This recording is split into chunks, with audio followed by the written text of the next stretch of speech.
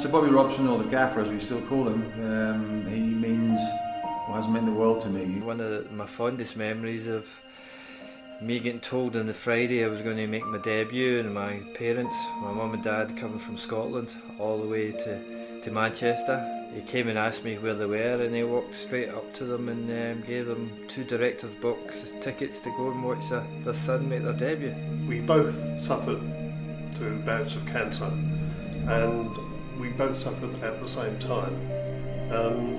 I had 2 serious operations, life-saving surgery, and recovering from that, Sir Bobby's attitude towards the illness, towards his fight, gave me the influence and strength to actually recover from mine. Obviously, to me and the club, he means a great deal. You know, he's responsible for the greatest moments in Ipswich Town's history, and as soon as you come to the club, you know, he's one of the first names mentioned as a legend of the club.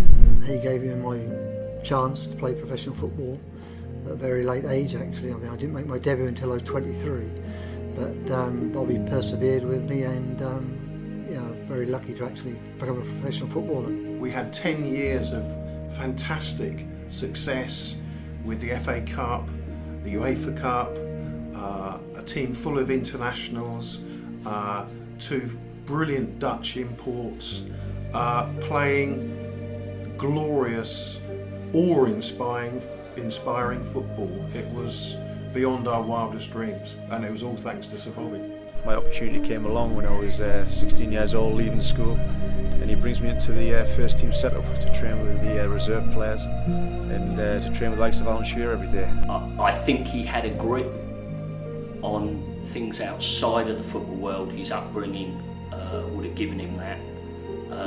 He always seemed to have a connection with the working class man that invariably stood on the terraces. How innovative he was as a coach, and what he did, he got the best out of people, and not only in this country, he did it abroad as well, which I think is a real testimony to his success as a football man. He was a guy, I think, for a lot of people, certainly my age, who introduced people to football and got them, as I say, loving the game. His passion, you couldn't help but be inspired by his passion. I'm wearing a beard today in memory of him as well, because he used to hate me with a beard on. He used to be a real stickler. I think he's regarded as one of the game's good guys and a legend of the game.